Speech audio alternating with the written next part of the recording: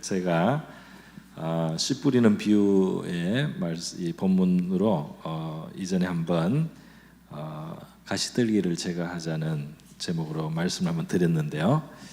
천국의 비유로 오늘 그 가시떨기 두 번째를 중심으로 말씀을 드리되 아무래도 오랜만에 하니까 약간 큰 궤관을 한 번 더 하도록 하겠습니다.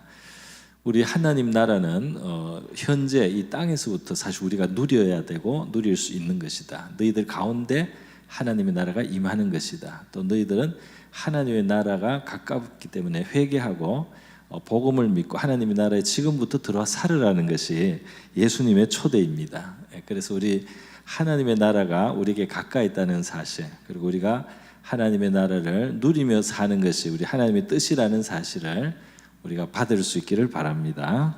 하나님의 나라에 지금 나를 초대하신다면, 우리가 죽고 나서 천국에 가는 것도 하나님의 나라지만 이 땅을 사는 동안에 하나님의 나라의 원리가 내 속에서 작동을 해가지고 내가 하늘에 속한 사람으로 살아가게 한다는 겁니다. 그래서 그 하나님 나라라는 것을 우리에게 설명해 주시면서 예수님이 이제 비유를 들어 주셨는데, 농부가 씨를 뿌리는 가장 평이하고 가장 우리가 쉽게 이해할 수 있는 비유를 들어서 하나님 나라의 원리를 설명을 해주셨어요. 그래서 농부가 씨를 이제 뿌리는데 그 어떤 곳에 떨어지느냐에 따라서 그 결실을 하기도 하고 또 결실을 못하기도 하듯이 우리 하나님의 나라도 우리에게 우리가 접할 수 있고 그것이 우리에게 다가오고 우리에게 시작될 수 있는데 그것이 어떤 환경과 조건 속에서 풍성하게 되기도 하고 또 아무것도 남는 게 없기도 한다는 것입니다. 그래서 오늘 이 본문에 먼저 시작은 이 말씀부터 해야 되겠죠. 이 하나님 나라의 비유에서 앞에 사실은 읽지 않았는데요. 4장 1절에서부터 이제 9절에 가면 비유를 먼저 예수님이 말씀해 주셨죠. 무리가 많이 모였는데 예수님이 배에 또 올라서 해변에 있는 그 무리에게 말씀해 주셨습니다. 씨를 뿌리는 사람이 나가서 씨를 뿌렸는데 길가에 떨어지기도 하고, 그러니까 새들이 와서 먹어버렸다. 또 흙이 얕은 돌밭에 떨어지니까 흙이 깊지 않기 때문에 싹이 나오지만은 해가 돋은 후에 그 열기 때문에 뿌리가 타서 말라버렸다. 그리고 또 들으는 가시떨기에 떨어졌는데 가시떨기가 기운을 막아서 결실하지 못하고 빈약하게 되었다. 또 좋은 땅에 떨어지니까 이제 무성하게 결실을 해서 30배, 60배, 100배의 그런 풍성함이 결과가 되었다. 예수님이 이것을 이제 비유를 해주셨습니다. 그러면서 이 비유의 뜻을 제자들에게 이제 설명해 주시는데요. 이 비유에서 14절에 바로 비유의 뜻은 뿌리는 자는 말씀을 뿌리는 것이다. 그래서 이 결실을 가져오는 결실을 하나님 나라를 우리가 누리게 되는 데 있어서 그것을 시작하는 그 시작점이 어디냐, 그것의 씨앗이 무엇이냐 하면 바로 씨앗은 말씀이다. 하나님의 말씀이다. 이렇게 예수님이 설명을 해주시는 거죠. 그래서 뿌리는 자는 말씀을 뿌리는 것이다. 지금 농부가 씨를 뿌린다고 이야기를 했는데 하나님께서 우리에게 여러 가지 방식으로 하나님의 말씀을 우리에게 뿌려주신다는 거예요. 우리 말씀을 우리 마음속에 하나님이 말씀을 접하게 해주시고 말씀이 들려지게 하시고 말씀이 내 마음속에 이렇게 닿게 해주신다는 겁니다. 그런데 이제 거기에 어떻게 반응하느냐, 어떤 그 다음이 일어나느냐에 따라서 이제 그 하나님의 나라가 우리 속에 나타나고 우리가 그 임하게 되고 하나님의 나라를 경험하게 되고 풍성하게 하나님 나라의 정말 어떤 풍성함을 우리가 누릴 수 있느냐 없느냐 하는 것은 이 말씀과 우리가 어떤 관계를 가지느냐에 달려 있다고 예수님이 말씀해 주는 거예요. 그래서 제일 안 좋은 케이스는 말씀을 빼앗기는 경우라고 했습니다. 바로 이제 길가에 떨어져서 새들이 와서 주워 먹는 그 비유로 이제 설명을 하셨습니다. 사람이 말씀을 들었는데 사탄이 와서 말씀을 싹 뺏어간단 말이죠. 그러니까 말씀을 듣는 설교 시간에 뭐 말씀을 듣고 있는데 예를 들면 갑자기 집에 가스를 안 끄고 온 것 같다는 생각이 갑자기 이제 들면서 말씀을 안 듣고 이제 가스 불 껐는지 안 껐는지 거기에 이제 신경이 다 가는 거죠. 그 말씀이 이제 안 들어옵니다, 더 이상. 그러면 이제 말씀을 빼앗기고 있는 겁니다. 어떤 사람은 설교 시작할 때부터 이제 잠이 옵니다. 그런데 이 잠은 그냥 잠이 아니고 특별한 잠이죠. 이제 진짜 마귀가 와서 주는 잠이에요. 그래서 설교 끝날 때 아주 정신이 맑아져요. 그래서 마귀가 이제 필요 없으니까 갑니다. 그러면 이제 금방 정신이 맑아져. 그는 저도 당해봐서 안 해요. 제가 그럴 때가 있었습니다, 옛날에.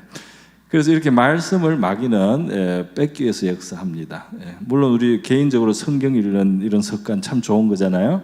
말씀을 묵상하고 이러면 말씀이 뿌려질 수 있는 기회가 자꾸 생기는 겁니다. 그런데 이제 마귀는 우리에게 성경을 못 펴도록 하겠죠.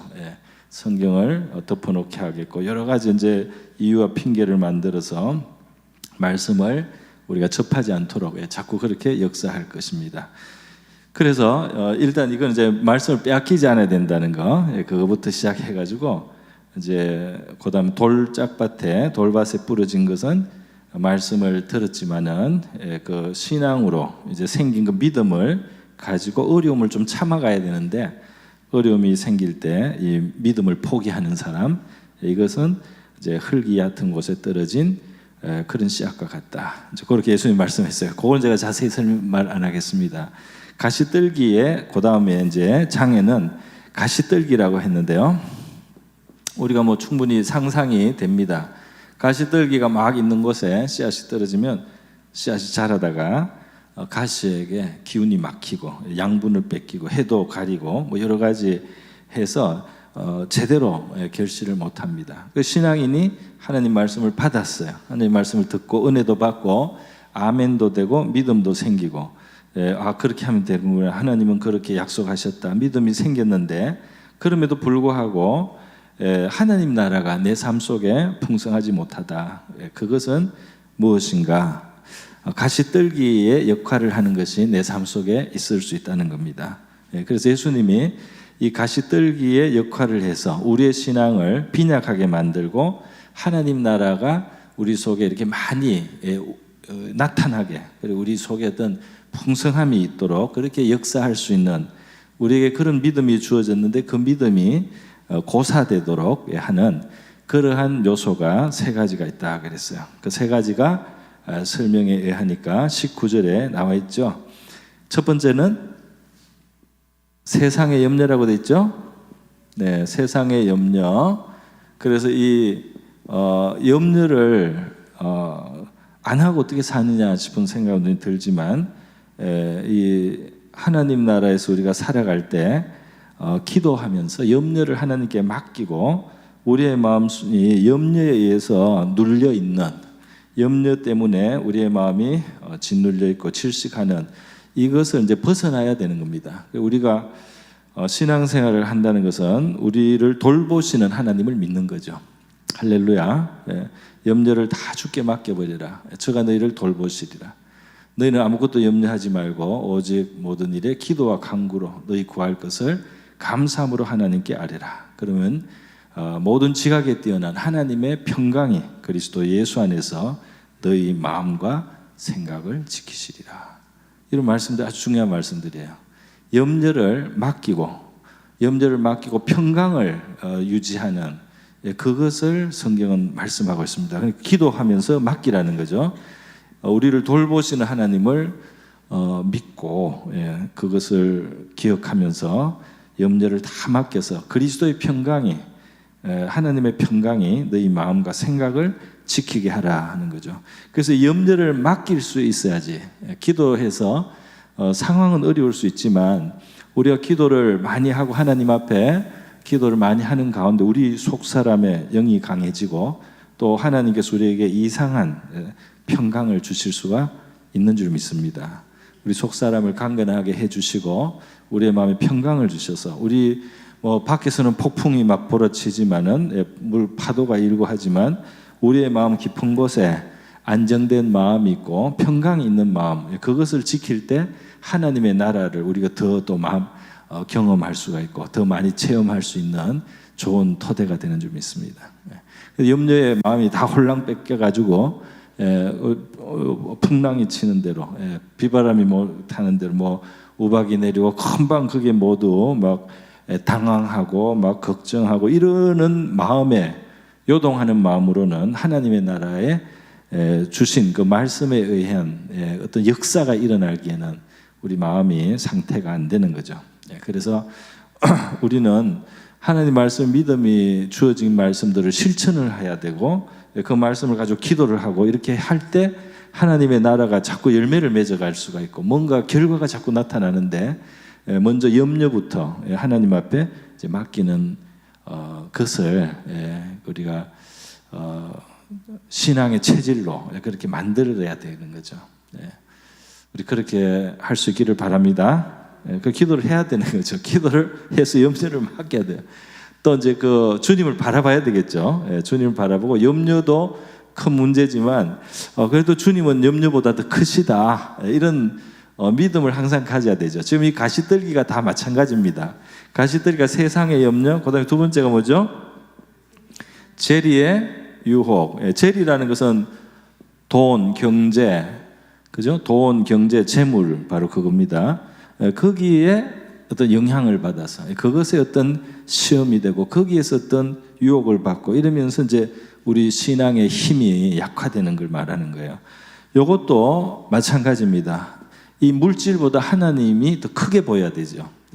물질보다 하나님이 더 크게 보여서 물질의 시험이나 유혹을 우리 마음에 그것 때문에 믿음을 떠나거나 믿음이 흔들리거나 믿음을 버리거나 또 마음이 어떤 변질되거나 하지 않으려면 하나님을 주목하고 하나님이 물질보다 더 크다는 것을 이제 보는 믿음이 사실 필요하죠.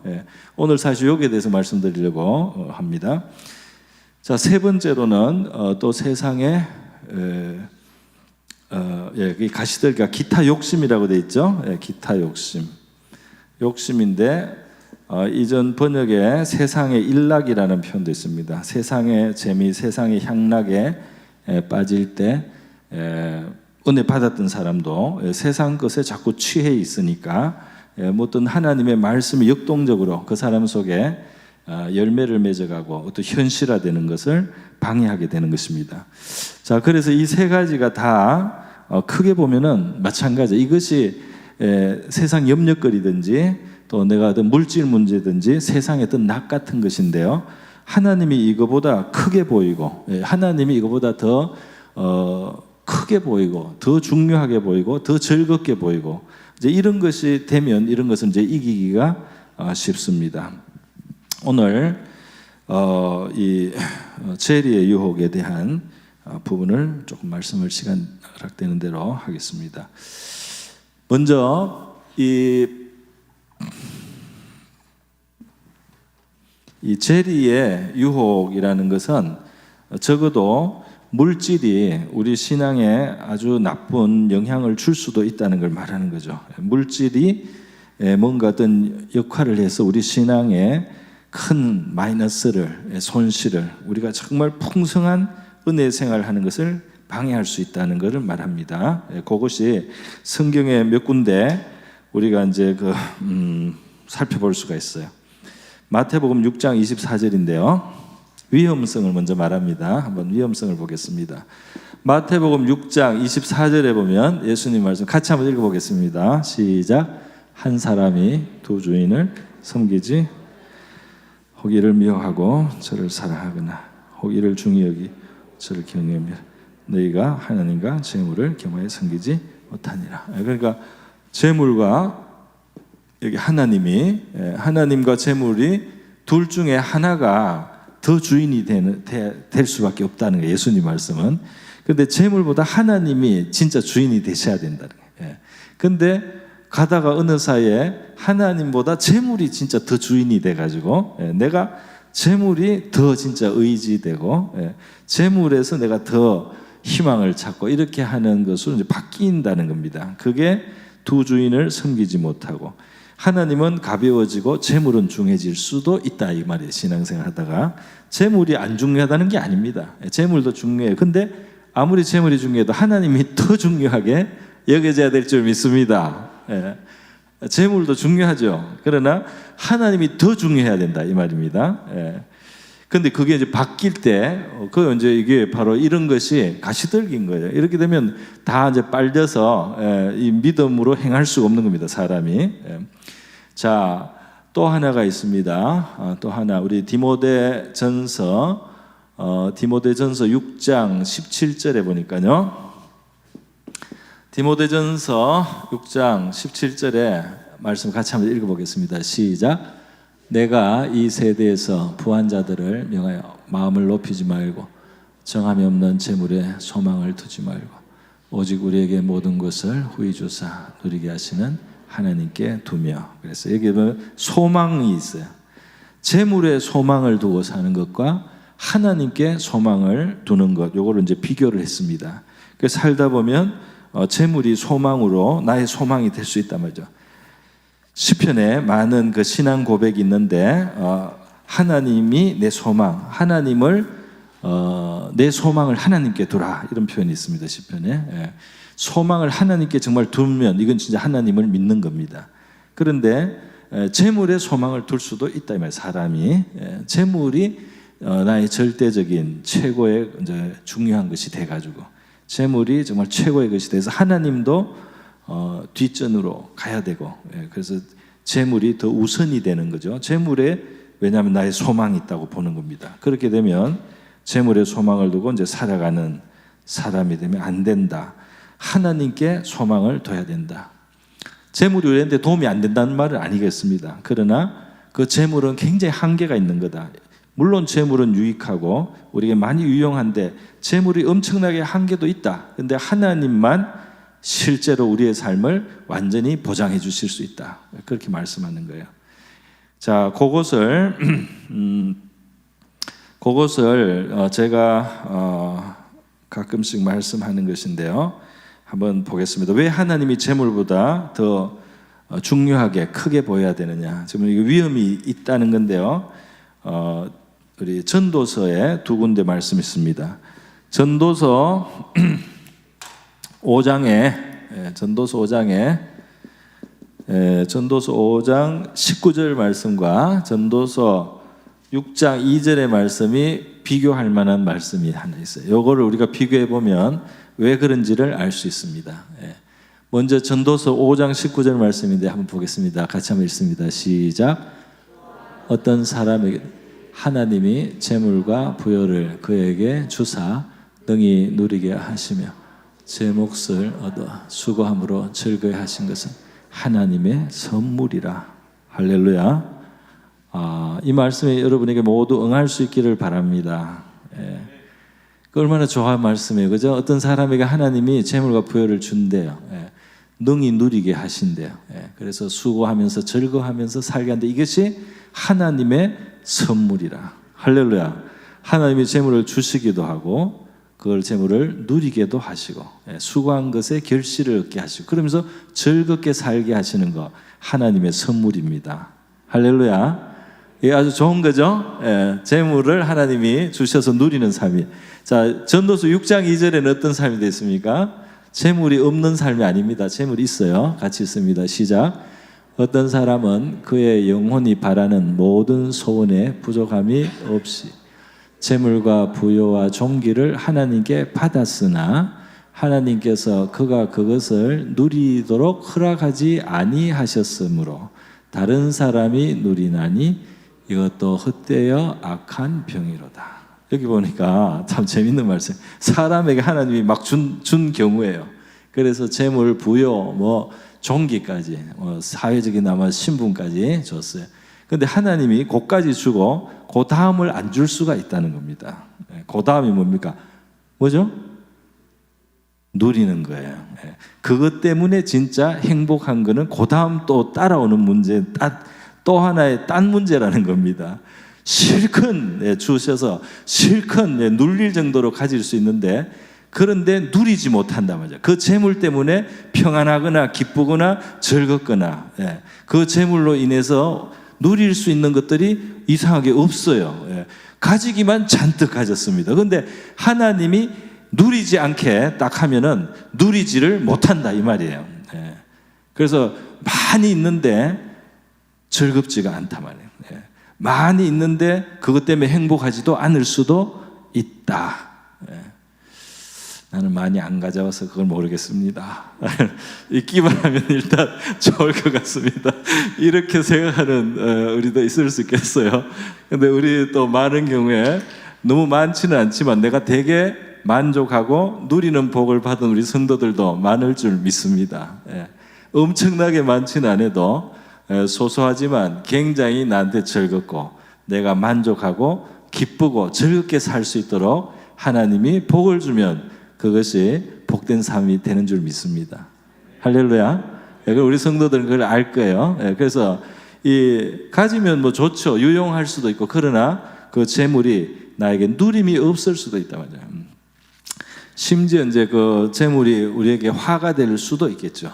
화가 될 수도. 이거는 뭐 성경에서 제가 바로 가져온 건 아니지만 진짜 어떤 사람들은 재물이 있기 때문에 그 재물 때문에 이제 부모의 재물 때문에 형제들이 이제 다투게 되는 거죠.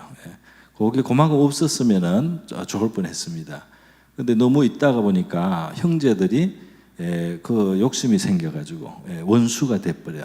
그래서 정말 아주 그 험하게 그렇게 오히려 자식들에게 복이 안 되는 경우도 이제 있죠. 그런 이야기는 종종 들리고 우리 주변에 보이기도 합니다. 어쨌든 여러분, 그래서 이렇기 때문에 하나님이 우리가 이 재리의 유혹에 빠지지 않게 해서는 하나님이 이 재물보다 더 큰 분이고 그 재물 위에 계셔서 우리가 얻기도 하고 누리기도 하게 하시는 바로 분이라는 사실을 우리가 분명히 아는 것이 필요한 줄 믿습니다. 근데 그 하나님이 보이지 않고 이제 일단 재물로서 완전히 이 재물이 나의 소망 또 재물이 나의 하나님보다 큰 실제 하나님 이렇게 될 때 이제 이 가시떨기 역할을 하는 겁니다. 그래서 잘못된 길을 이제 가게 된다는 것이죠. 그래서 성경에 보면은 또 좋은 구절 제가 하나만 더 소개하겠습니다. 잠언 10장 22절인데요. 잠언 10장 22절도 굉장히 은혜로운 말씀이라서 같이 한번 읽도록 하겠습니다. 시작. 여호와께서 주시는 복은 사람을 부하게 하고 근심을 겸하여 주지 아니하시느니라. 아멘. 할렐루야. 이거 뒤집어 말하면 뭐냐면 하나님에게 복을 안 받고 어떻게 재물을 모았다고 합시다. 하나님의 복이 아니에요. 근데 어떻게 재물을 모아서 그럴 때 근심이 따라올 가능성이 많습니다. 그 재물 때문에 근심이 따라오게 되는 거예요. 그래서 있는데 이상하게 얼굴이 항상 어둡고 마음이 무겁고 그렇게 살아갈 수도 있단 말이죠. 그런데 하나님이 우리에게 복을 주기로 작정하셔서 우리에게 재물을 주실 때는 근심이 따르지 않습니다. 할렐루야. 할렐루야. 얼마나 참 좋은 말씀이에요. 그래서 그렇기 때문에 우리는 재물과 하나님 중에 재물이 없어도 괜찮고 일단 하나님이 있어야 되겠다. 그리고 재물에 물론 유익하지만 나는 하나님을 하나님으로 최고로 생각하고 재물은 그 다음으로 내가 두겠다 하는 그런 마음을 결단성 있게 가져야만 우리 신앙이 이 살아계신 하나님 속에서 풍성할 수가 있다는 겁니다. 할렐루야. 자, 그러면요. 그러면 조금 제가 스킵을 좀 하겠습니다. 그러면 우리 물질에 대해서 어떤 자세를 가져야지 가시떨기에 우리가 가시떨기에 밭이 되지 않고 가시떨기를 제거한 삶이 되느냐? 벌써 말씀을 드렸지만 하나님이 재물보다 더 크다는 거, 재물 위에 계시다는 거, 그것을 분명하게 해야 되겠습니다. 그래서 저는 이 재물을 무시하라 이런 말을 절대로 안 해요. 성경적이지 않다고 봅니다. 재물을 무시할 수는 없습니다. 성경의 전도서 10장 19절에 보면 잔치는 희락을 위해서 있고 포도주는 생명을 기쁘게 하지만 돈은 범사에 이용되느니라. 돈이 범사에 활용된다. 돈은 많이 이용된다. 그렇게 말씀을 하고 있어요. 또 심지어 이 재물을 얻는 것을 하나님의 복에 넣기도 합니다. 그래서 잠언 22장 4절 말씀인데요. 이게 지금 제가 PPT를 그걸 요청을 안 했을 수 있습니다. 한번 여러분 찾아보시겠습니까? 잠언 22장 4절 말씀인데요. 잠언 22장 4절에 여러분 혹시 찾으신 분 있습니까? 찾으시면은 우리 같이 한번 읽어보도록 하겠습니다. 우리 같이 한번 잠언 22장 4절이에요. 같이 읽습니다. 시작. 겸손과 여호와를 경외함의 보상은 재물과 영광과 생명이니라. 그래서 이것이 얼마나 참 좋은 말씀이에요. 겸손하다는 것, 사람이 진실로 겸손하는 것. 정말 겸손하면 배우려고 하고 노력도 하고 자만하지 않죠. 겸손한 사람이 또 하나님을 경외, 하나님을 두려워하고 하나님을 높이고 이렇게 살아가다 보면은 이 사람의 삶에 하나님이 여러 개를 주시게 된다는 거예요. 그 주시는 것이 첫 번째 뭐요? 재물. 맞나요? 재물이 나오는데 재물을 얻는단 말이에요. 하나님이 재물을 얻게 한다. 겸손한 사람은 노력할 겁니다. 작은 일부터 할 거고, 그죠? 교만하지 않아요. 자기의 부족함을 알고 배우기도 하고, 그러면서 노력하는 사람, 재물을 얻게 하고, 그다음 또 뭘 준다고요? 영광, 영광. 뭔지 모르지만 하나님이 우리 영광스럽게 해주고 또 생명. 이거는 정말 좀 영적인 것 같아요. 생명까지 풍성하게 이렇게 이 재물이 여기 들어가잖아요. 하나님이 재물을 긍정적으로 인정해 주십니다. 다만 이제 재물은 그것이 하나님의 자리를 대신할 때, 그것이 진짜 주인이 돼버릴 때, 그리고 그것이 소망이 돼버릴 때, 하나님이 있어야 될 자리에 재물이 가면 그때는 이제 화가 되는 겁니다. 다 마찬가지예요. 해와 달과 별을 하나님이 우리 인류를 위해서 분정해 주셨다. 그것이 우리에게 여러 가지 의미를 주고 뭐 날짜를 알게 하고 이 살아갈 수 있는 환경을 만들어주고, 해와 달과 별이 다 유용하고 좋지만 해와 달과 별이 신이 되고 하나님이 되어서 거기에다가 빌고 그것을 섬기면 어떻게 됩니까? 이거 우상이 되잖아요. 바로 이제 그거나 마찬가지입니다. 하나님이 우리에게 적당한 자리에 두신 것들이 있는데 하나님을 떠난 마음은 그 다른 것을 신으로 삼아서 거기에 굴복하고 그걸 절대화하고 진짜 살아계신 하나님은 외면하고, 이렇게 될 때 이제 모든 문제들이 생긴다는 겁니다. 그리고 재물도 마찬가지요. 재물을 하나님이 이렇게 주시기도 해요. 그리고 주시고 누리게도 하셔요. 그러나 재물을 신으로 삼으면 그러면 이제 거기서는 하나님 나라의 풍성함을 그 사람은 잃게 된단 말이죠. 자, 그래서 성경은 재물 얻는 방법까지 가르쳐 주고 있는데요. 잠언 11장 16절에 잠언 11장 16절에 이런 말씀 있죠. 여자와 남자를 말하는데요. 이거는 PPT가 없습니다. 궁금한 분은 찾아보고요. 같이 한번 읽겠습니다. 시작. 유덕한 여자는 존영을 얻고 근면한 남자는 재물을 얻느니라. 그래서 이게 부지런할 때 재물을 얻는다 이렇게 말씀하고 있어요. 잠언 맨 끝에 나오는 현숙한 여인도 보면은 굉장히 부지런한 여인이죠. 그래서 길쌈을 하고 또 무역을 하고 일을 맡기고 이렇게 부지런히 뭔가 배를 짜기도 하고 이렇게 하면서 이제 재산을 늘려나가는 여자가 있어요. 그걸 이제 성경에서는 현숙한 여인이라고 이제 했습니다. 그래 부지런한 거, 그래서 재물을 모으고 이렇게 하는 거, 이거를 굉장히 성경은 긍정적으로 본다 이 말이에요. 그러니까 우리가 신앙을 가졌다고 물질을 무시하거나 업신여기거나 막 이렇게 하는 거는 아닙니다. 성경은 그러라고 말한 적은 없어요. 다만 하나님의 자리에 뺏기지 않도록 하라는 그것이 이제 있는 것입니다.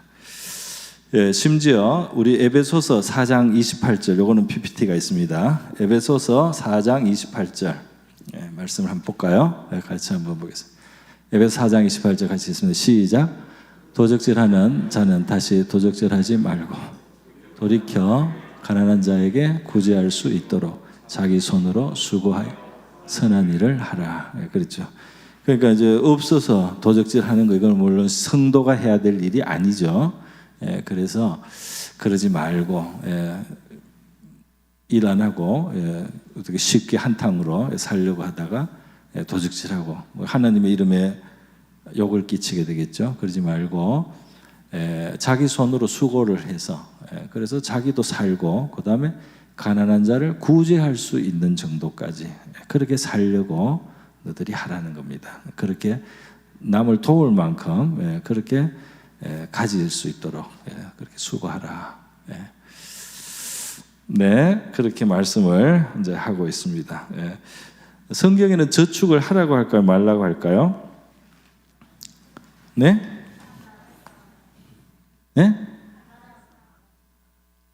잘 못 알아듣겠어요. 지금 이제 흘러가는 걸로 봐서 하라고 할 것 같은 생각이 듭니까? 성경에는 저축에 대한 구절이 있어요. 처음에 나오는 구절은 창세기 6장 21절인데요. 창세기 6장 21절에 하나님이 노아에게 저축하라는 말씀을 했습니다. 왜냐하면 방주를 짓고 그 방주가 1년 동안 물 위에 떠다녀야 되기 때문에 그 안에 많은 동물들과 가족들이 있잖아요. 그러니까 그것을 예비해서 방주에 양식을 저축하라, 정확하게 저축하라 이렇게 돼 있어요. 그래서 저축을 해야 되는 거, 쓸모를 미리 예상을 해가지고 저축하는 것을 하나님이 명하신 적이 있습니다. 그리고 우리 잠언에 나오는 현수간 여인도 이제 돈을 모아서 밭을 사고 이렇게 이제 나오죠. 그러니까 계획을 가지고 저축을 할 수 있단 말이죠. 그렇게 해야 될 때가 있는 거죠. 뭐 하나님이 우리한테 무조건 돈을 조금 더 가지고 있으면 안 된다든지 그런 말씀하시는 것이 아니죠. 하나님은 되게 알뜰하시다고 할 수 있습니다. 여러분 요한복음 6장 12절에 여러분이 눈여겨보지 않은 말씀일 수 있는데요. 요한복음 6장 12절에 예수님이 가르쳐 주신 금금절약이 있어요. 그거 한번 요거는 PPT 있습니다. 요한복음 6장 12절 같이 한번 보여주세요. 자, 이게 오병이어 기적이에요. 예수님이 기적으로 양식을 많이 떡을 만들어서 5,000명, 남자만 5,000명, 여자 아이들까지 다 먹이고 부스러기가 좀 남습니다. 같이 있습니다. 시작. 그들이 배부를 후에 예수께서 제자들에게 이르시되 남은 조각을 거두고 버리는 것이 없게 하라 하심으로. 이 무슨 뜻인지 다 아시겠죠? 이제 먹고 남아요. 조금 부스러기가 부스러기 남는데 버려도 될까요? 예수님은 좀 버리지 말라는 거죠. 버리는 것이 없게 하라. 남은 조각을 거두라. 어떤 사람은 이렇게 생각할 수 있어요. 예수님은 요 2덩이, 뭐 5덩이 이런 걸 가지고 기적을 행하셔서 막 만들어냈단 말이죠. 기적으로 막 만들어내서 기적으로 막 만들어내는데 그냥 또 필요하면 또 만들면 되지 이렇게 생각할 수도 있잖아요. 뭐 좀 지금은 귀찮으니까 그냥 버려버리고 또 필요할 때 또 몇 개만 있으면 그걸로 또 많이 만들 텐데 그러니까 그렇게 헤프게 생각할 수도 있는데 예수님은 일단 만들어진 그 양식을 버리지 말아요. 부스러기도 버리지 말게 하라. 그렇게 말씀하셨습니다. 여러분은 워낙 알뜰하셔가지고 이런 말 들으면 당연한 걸 목사님이 지금 열을 낸다 이렇게 생각하실 분이 많지 않을까 생각합니다. 어쨌든 그렇습니다. 그래서 물질에 대해서 이렇게 말하고 있고요.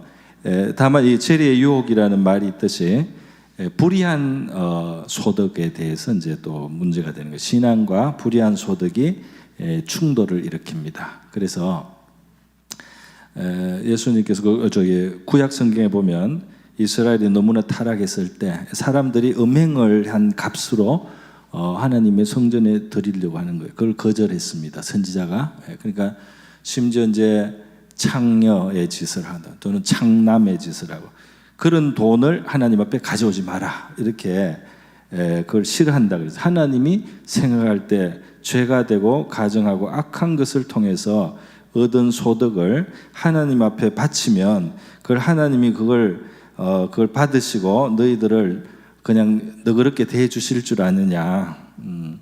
너희들이 그런 식으로 나쁘게 번 돈을 가지고 하나님께 이렇게 좀 드린다고 하나님이 그걸로 너희 타협을 하겠냐. 너희들의 죄를 그냥 그걸로 덮을 수 있겠느냐. 그게 안 된다. 그런 거 가져오지 마라. 그것이 실제로 음행을 해가지고 몸을 팔아서 번 돈도 그렇고 또 우리의 신앙을 팔아서 번 돈 이런 거 하나님 앞에 가지고 오지 마라. 그런 것은 하나님 앞에 바칠 수 없고 그 자체가 하나님이 기뻐하지 않는 것이다. 이제 그렇게 가르치시는 거죠. 제가 어느 목사님의 간증을 들었는데요. 이 목사님이 이제 교회가 한참 부흥될 때에 개척교회에서 이제 교회가 점점 부흥해서 점점 부흥을 막 하고 있어요.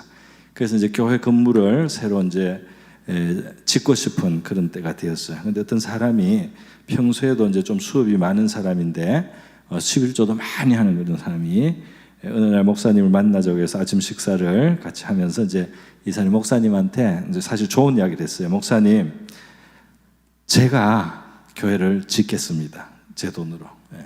제가 지어드리겠습니다. 딱 이랬대요. 근데 목사님은 자기도 모르게 자기 입에서 나온 말이 뭐냐면 그런데 그 돈, 교회 짓겠다고 하는 그 돈 성경적인 돈이냐 이렇게 딱 자기가 물었대요. 자기는 왜 그렇게 물은지 몰라요. 근데 하나님이 그렇게 말을 줬는지 그 돈 성경적이냐 딱 물었어요. 그랬더니 이 사람이 가만히 있더래요. 한참 있다가 나중에는 눈물을 뚝 흘리면서 아닌 것 같다고 하더래요. 그래서 목사님이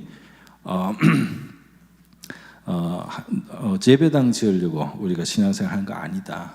예배당은 필요해서 지을 수도 있는 거지만 사실 천국 가는 게 더 중요한데 왜 예배당 짓는 것이 전부인 것처럼 그렇게 하느냐.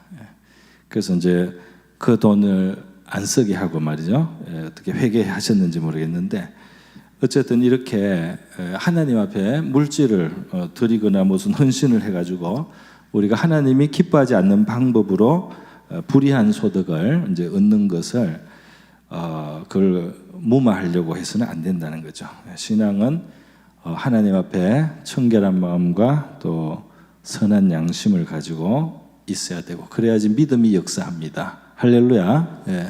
그래서 이 신앙, 믿음 그리고 선한 양심을 팔면 믿음의 파산이 일어납니다. 그래서 우리 믿음이 병이 걸리는 거죠. 고장이 나는 겁니다. 그래서 이렇게 하지 말라는 말씀이 돼요. 그런 것도 재리의 유혹이 되는 것이죠. 당장 큰 돈이 되니까. 그래서 우리 한국에는 참 제가 이전에 들은 말인데요.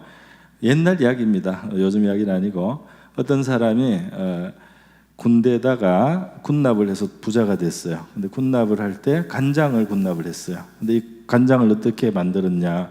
정상적으로 하면 이윤이는 어느 정도 제한이 되는데 이 사람이 좀 양심을 버렸어요. 그래서 바닷물을 퍼와가지고 색소를 타서 간장으로 넣겠다. 그래서 이 사람이 돈을 엄청 많이 벌었대요.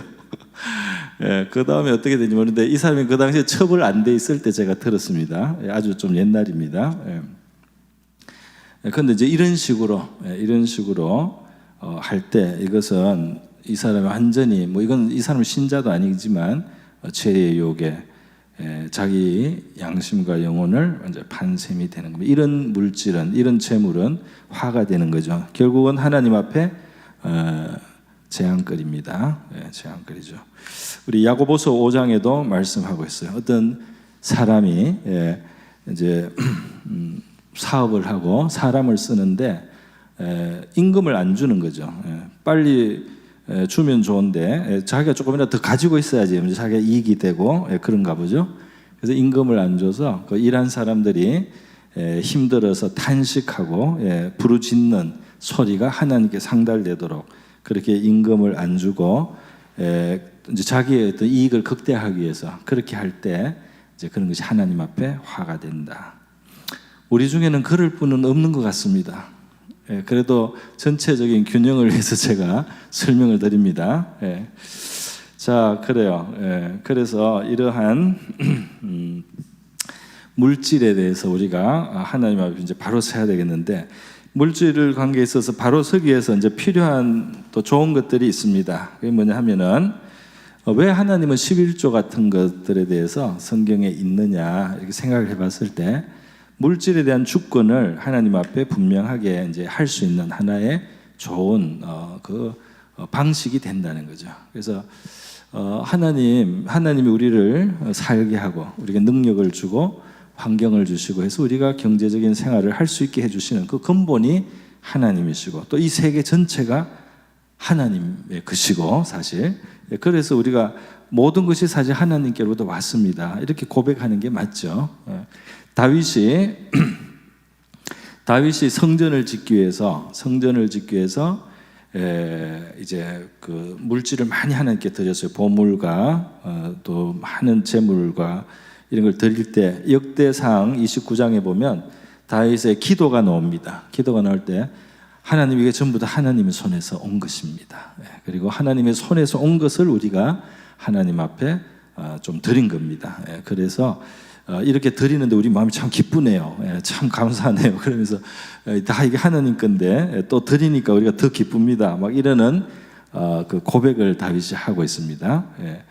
그런데 이런 고백을 하지만 우리 하나님께서 우리에게, 그러니까 너희들이 가진 10개가 다 내 거니까 10개 다 나한테 가져와라 이렇게 하지 않는다 이 말이죠. 하나님이 그 중에 한 개만 가져왔어도 너희가 이것을 전부 다 내게로부터 온 것인 줄 너희가 인정하는 것으로 내가 그렇게 여기겠다는 겁니다. 할렐루야. 그 10분의 1을 가지고 드려도 이것이 전체가 다 하나님께로부터 와서 내가 전체로 하나님께 받아서 사는 사람으로 내가 이것을 고백하는 것이 된다고 하나님이 인정해 주시는 거예요. 할렐루야. 그럼 나머지 19은 어떤 거는 저축도 하고 어떤 거는 필요한 데 쓰고 자유롭게 처분도 하고 이렇게 하면서 살 수 있도록 하나님이 그 정도의 규칙으로 주신 것이다 할 수가 있습니다. 그래서 이렇게 11조나 또는 뭐 감사, 우리 구약 성경은 첫 열매 이런 것도 있잖아요. 그래서 이게 하나님께부터 내가 받았습니다. 그래서 이게 내가 첫 번째 생긴 뭐 돈입니다. 뭐 첫 번째 여기 소득입니다. 이건 그냥 몽땅 드려도 괜찮습니다. 하나님이 안 주셨으면 이것도 없었을 테니까. 그럼 이제 첫 열매를 하나님께 드리면서 이것이 전부 다 하나님께 내가 받고 있는 것입니다 하는 고백을 하도록 그렇게 하나님이 제도적으로 이제 교육적으로 주셨다는 겁니다. 그래서 우리 또 성도님들은 뭐 11조 생활도 잘 하시는 편이고 이런 물질을 하나님께 드리는데 인색하지 않은 분들이 대부분인 것 같아요. 그래서 제가 그것에 대해서 참 기쁘게 생각하고 감사하게 생각하는데요.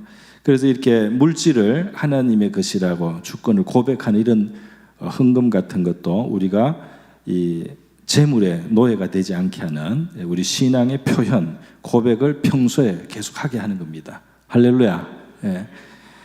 자, 그런데 이제 거기서 이제 조금 더 나가서요, 우리 한번 더 보겠습니다.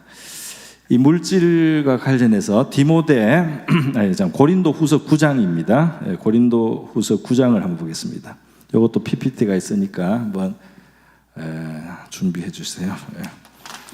고린도후서 9장에 우리 한 몇 절쯤 되네. 처음에 5절부터인가요?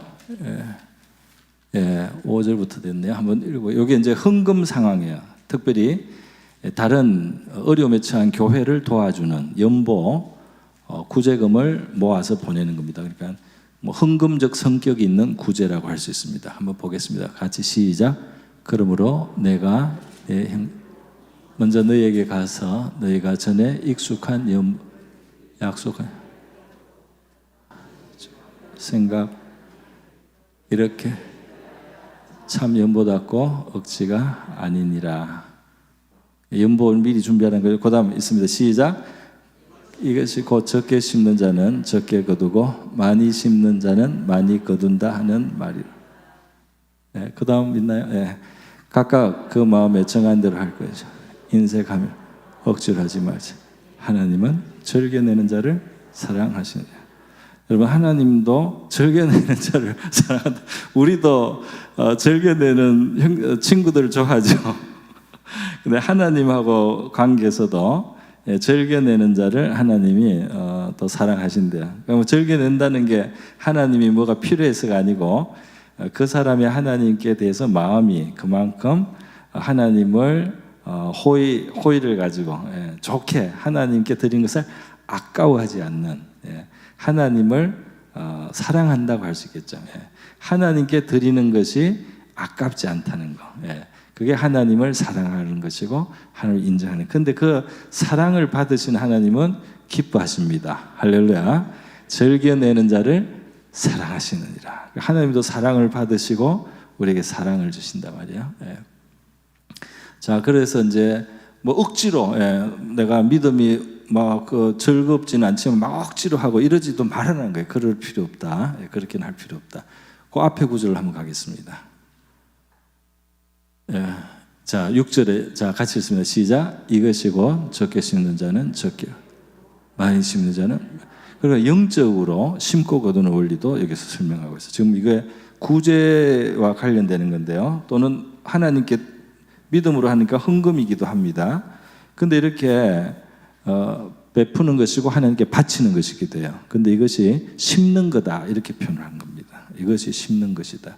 심는 대로 거두는 법칙이 있다는 겁니다. 많이 심고 많이 거둘 수 있고 적게 심고 적게 거두게 되는 그런 원리가 작동을 한다. 그래서 어떤 사람은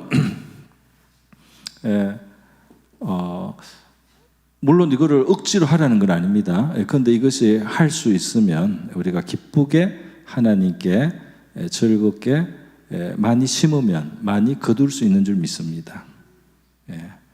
근데 하나님께 내 마음이 인색하면 적게 드릴 수밖에 없죠. 그리고 또 적게 거두게 돼요. 근데 우리에게 믿음이 주셨을 때, 확신이 있을 때 우리가 그 믿음을 실천해서 하나님께 드려봤을 때 거기에서 하나님이 거두게 하시는 것을 경험하는 경우들이 왕왕 있는 줄 믿습니다. 왕왕 있어요, 그죠? 그래서 거두게 하신단 말이죠, 하나님이. 할렐루야. 자, 이런 식으로. 그래서 예수님께서는 아까 전에 저축에 대해서 말했는데 저축이 두 종류가 있습니다. 하나님이 네가 앞으로 필요할 거고 그게 모아서 필요하기 때문에 저축을 하라고 노아에게 하신 그런 저축이 있어요. 그는 앞을 예상하고 하라고 하는 저축이 있어요. 그리고 이제 또 다른 저축인데 그것은 이제 하나님 앞에 저축하는 겁니다. 그러니까 바로 하나님의 뜻대로 우리가 하나님께 드리거나 또는 다른 용도로 하나님의 뜻을 따라서 우리가 돈을 사실은 사용을 한 겁니다. 누구를 뭐 줄 수도 있고 하나님의 뜻대로 우리가 쓴 건데 이것을 예수님은 뭐라고 말씀하느냐면 마태복음 6장에서 하늘에 저축한 것이다 이렇게 말씀합니다. 할렐루야. 하늘에 쌓은 것이다 이렇게 말씀합니다. 하늘에 쌓았다. 그래서 누가복음에 이제 그 12장에 예수님 말씀하죠. 어떤 사람이 물질이 많이 있어요. 그리고 그 이제 비유의 말씀이죠. 지금 이런 비유를 왜 말씀하느냐면 재산 상속 때문에 누가 싸웠어요. 그 사람이 싸워가지고 형제하고 싸우다가 와서 예수님한테 예수님, 내가 이거 더 내 몫을 더 가지는 게 맞는 것 같은데 우리 형이 말을 안 듣습니다. 그러니까 예수님 이거 좀 판결 좀 해주세요. 막 이렇게 예수님을 그렇게 이제 도와달라고 하니까 예수님이 욕심내지 마라 이러면서 누가복음 12장의 말씀에서 어떤 사람이 진짜 많이 모으고 쌓고 이렇게 막 했단 말이에요. 많이 쌓고 이제 쌓을 데가 없어가지고 창고 하나 더 짓자 막 이렇게 된 정도로 이제 부여했습니다. 그런데 그 사람이 이제 나는 정말 이제 평생 이제는 마음 놓고 이제 살고 이제 물질에 대해서 아무 이제 걱정 없이 나는 이제 즐기기만 하면 살면 돼 이렇게 딱 이 사람이 생각하고 창고 지을 계획도 딱 이제 다 실행이 들어가는데 하나님께서 야, 너 오늘 밤에 끝나. 너 오늘 밤에 내가 네 영혼을 찾는 기로 돼 있어. 이렇게 말씀했다는 겁니다. 그 많은 재물을 다 준비했는데 당장 오늘 밤 예, 그것은 더 이상 너의 것이 아니다 이 말입니다. 예, 그런 사람이 될 수 있다 말이야. 그래서 그렇게 하지 마라. 그 사람은 이 세상에서는 부여하지만 하나님께 전혀 부여하지 못한 사람. 예, 하나님은 그 사람에게 줄 게 없어요, 더 이상. 예, 그래서 하나님께 부여치 못한 사람이 되지 말라. 예, 그래서 하나님께 부여한 사람이 또 우리가 되었으면 좋겠습니다. 할렐루야. 예, 뭐 크든 작든 하나님의 뜻대로 우리가 물질을 잘 사용하고 관리도 하고 사용도 할 때 하나님께서 우리가 어려울 때 하나님 뭐가 필요합니다 하면 야, 네 창고에 지금 하늘의 은행에 한참 이자가 붙어 있다. 내가 줄 테니까 걱정하지 마. 하나님 지금 창고에서 안 그래도 이자가 너무 많아서 네한테 배당을 좀 주려고 했는데 마침 네가 또 필요하다고 하니까 여기서 이자도 상당히 이율도 높다. 내가 줄게. 이런 방법 저런 방법으로 내가 준다. 이렇게 하나님이 하늘 창고에서 열어서 우리를 채워주실 수 있는 줄 믿습니다. 예수님 말씀하신 거예요. 그래서 이렇게 우리는 하나님 나라 안에서 우리의 물질을 생각하고 물질 위에 계신 하나님을 믿음으로 이 물질의 종이 되는 가시떨기에 의해서 하나님 나라를 제대로 못 누리는 신자가 신자의 생활을 피할 수 있다는 것입니다. 오늘 이 말씀들이 여러분에게 도움이 되었기를 바랍니다.